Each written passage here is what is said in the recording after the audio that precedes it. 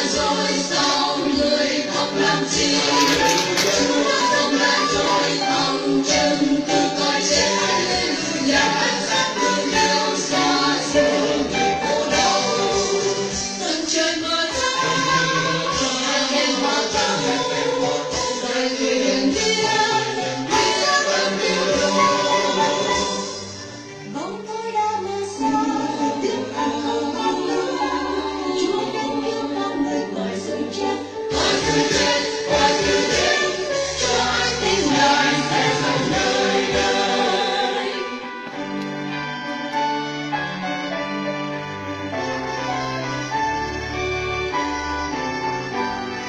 Chúa đã sống lại rồi sao bạn không ngủ nghe? Chúa đã sống lại rồi sao người khóc làm chi? Chúa đã sống lại rồi thăng trần từ cõi chết. Hallelujah, ánh sáng thương yêu xóa rồi khổ đau. Tình người mở ra, lòng vì Chúa.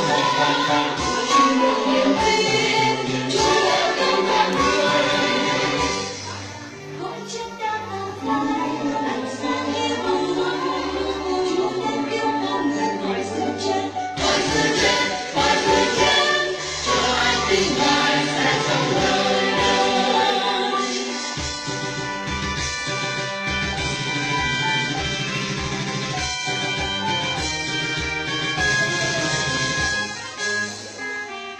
Chúa đã sống lại rồi sao bạn không ngủ mê?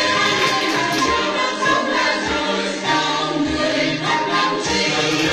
Chúa đã sống lại rồi thăng trần từ cõi chết. Hallelujah, ánh sáng thương yêu xóa rồi khổ đau. Tận trời mở ra, hạt nhân hóa thắng. Là người hiền thiên, hãy ra vẫn yêu thương. Bóng tối đã mơ xa, tiếng hát không bao lâu. Chúa đã cứu con người khỏi sự chết. Khỏi sự chết,